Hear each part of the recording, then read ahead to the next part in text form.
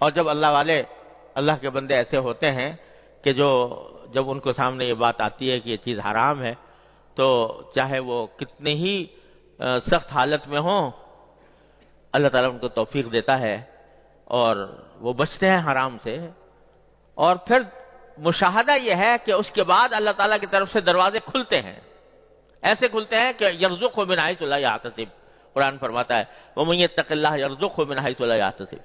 جو اللہ تعالیٰ کا خوف دل میں رکھتا ہو، تقوی رکھتا ہو، اس کو اللہ تبارک و تعالیٰ ایسی جگہوں سے رزق عطا فرماتے ہیں جہاں سے اس کا گمان بھی نہیں ہوتا، اللہ تعالیٰ فرماتے ہیں، اور اس کا مشاہدہ کرا دیتے ہیں اللہ تعالیٰ۔ مجھے یاد ہے ایک مرتبہ ایک نوجوان میرے پاس آئے اور انہوں نے آ کے بتایا کہ وہ ایک انشورنس کمپنی میں ملازم ہے، اور انہوں نے جو کچھ علم حاصل کیا وہ سارا انشورنس ہی کا علم حاصل کیا، وہ ایک ایکچوری کا علم کہلاتا ہے۔ اس وقت اس زمانے میں اکا دکا ہی ملک میں کوئی ہوا کرتے تھے ایسے، تو شاید وہ پہلے ہی آدمی تھے جنہوں نے ایکچوری کا علم حاصل کیا تھا، اور اس کی بنا پر انشورنس کمپنی میں ایک بڑی زبردست تنخواہ ان کو کے اوپر ملازم تھے۔ تو میرے پاس آئے تو آ کے پوچھنے لگے کہ مجھے تو پتہ نہیں تھا، مجھے بعض علماء نے بتایا کہ انشورنس کا جو کاروبار ہو رہا ہے یہ حرام ہے، تو میں آپ سے مسئلہ پوچھنے آیا ہوں، حرام ہے کہ حلال ہے؟ اور میں ملازم ہوں، وہاں پر ملازمت کر رہا ہوں، میری ملازمت حلال ہے کہ نہیں ہے؟ تو میں نے ان سے مسئلہ تو بتا دیا، میں نے کہا بھائی حلال حرام تو ہے، یہ حلال تو ہے نہیں، ملازمت بھی جائز نہیں آپ کی۔ لیکن بزرگوں نے یہ کہا ہے کہ اگر کوئی شخص کسی حرام آمدنی میں مبتلا ہو اور اس کا کوئی اور ذریعہ روزگار نہ ہو، تو اس کو چاہیے کہ دوسرا کوئی ذریعہ حلال تلاش کرے، اور جب تک حلال نہ ملے اس وقت تک استغفار کرتا رہے اور اس کو جاری رکھے، استغفار بھی کرتا رہے اللہ تعالیٰ سے، اور جو ہی دوسرے کوئی حلال ذریعہ مل جائے تو اس کو چھوڑ دیں۔ تو آپ کے لیے گنجائش یہ ہے کہ آپ اس طرح دوسرا روزگار تلاش کریں جیسے ایک بے روزگار آدمی تلاش کرتا ہے، اور جب مل جائے تو چھوڑ دیں۔ تو اس نوجوان کو اللہ تعالیٰ نے کیا پتہ نہیں اس کے کو عظیمت عطا فرمائی تھی، وہ کہنے لگا مفتی صاحب میں آپ سے مسئلہ پوچھنے آیا ہوں، مشورہ لینے نہیں آیا، مسئلہ پوچھنے آیا ہوں، مشورہ لینے نہیں آیا۔ جب آپ نے کہہ دیا کہ حرام ہے تو بس حرام ہے،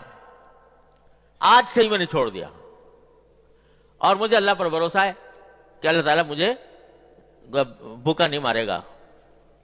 جب حرام ہے تو حرام ہے۔ یہ جملہ اس کا مجھے آج تک یاد ہے کہ اس نے کہا مفتی صاحب میں آپ سے مسئلہ پوچھنے آیا ہوں، مشورہ لینے نہیں آیا، جب کہہ دیا حرام ہے تو حرام ہے، آج سے ختم۔ پھر اللہ تعالیٰ نے اس کو اتنی عزت دی، اتنی پھر ایک دوسری ملازمت اس کو ملی، اور ساری ملک میں اس کی عزت ہوئی، شاید باہر بھی چلا، بہت عرصے سے مجھے پتہ نہیں کہاں ہے، لیکن مجھے پتہ چلا کہ اللہ تعالیٰ نے اس کو غیب سے اس کے لیے دروازے کھولے۔ ایک مثال نہیں، سینکڑوں مثالیں ہیں۔ ہوتا کیا ہے کہ شروع میں انسان یہ بہکاتا ہے، شیطان یہ بہکاتا ہے کہ اگر تو نے یہ حرام کام چھوڑ دیا تو تو بھوکا مر جائے گا، تیرے لیے مشکلات کھڑی ہو جائیں گی۔ لیکن جب اللہ کا بندہ کوئی اللہ پر بھروسہ کر کے چھوڑتا ہے تو اللہ تبارک و تعالیٰ اس کے دروازے کھولتے ہیں۔ ابھی ہمارے قریبی میں آپ سب لوگ جانتے ہو، یہ جو بیچارہ جو نوجوان ہمارے ہاں مدفون ہے، جنید جمشید مرحوم، اس کی مثال دیکھ لو کہ لاکھوں کی آمدنی جس شخص کی ہو اور اس نے اس کے اوپر لات مار کر اللہ کی خاطر چھوڑ دیا، کیا اللہ تبارک تعالیٰ نے اس کو وہ مقام اس کو اس جگہ پر بھی کبھی نہ ملتا جو آج آخر میں اس کو اللہ تعالیٰ نے عطا فرمایا، دنیا کے اندر بھی اور آخرت میں بھی اللہ تعالیٰ نے۔ بات ساری یہ ہے کہ اللہ پر بھروسہ ہو، یہ فکر ہو کہ میں اس دنیا میں بندہ بن کے آیا ہوں، خدا بن کر نہیں آیا، میں کسی کا بندہ بن کے آیا ہوں۔ جب یہ فکر ایک مرتبہ دل میں بیٹھ جاتی ہے تو پھر یہ مال و دولت وغیرہ جو کچھ بھی ہیں یہ سب ہیچ در ہیچ ہو جاتے ہیں۔ پھر اصل فکر انسان کی یہ ہوتی ہے کہ مرنے کے بعد کیا ہوگا، اگلے لمحے کچھ پتہ نہیں میری موت کب آ جائے، اگلے لمحے میں دنیا سے رخصت ہو سکتا ہوں، بیٹھے بیٹھے جا سکتا ہوں، اور آنکھوں سے مناظر دیکھتا ہوں کہ لوگ بیٹھے بیٹھے دنیا سے رخصت ہو گئے، مرنے کے بعد کیا ہونے والا ہے؟ تو یہ جو در حقیقت یہ جو مال کی محبت ہے یہ بخل پیدا کرتی ہے۔ مال کی محبت ہے جو انسان کو سخاوت کے اعلیٰ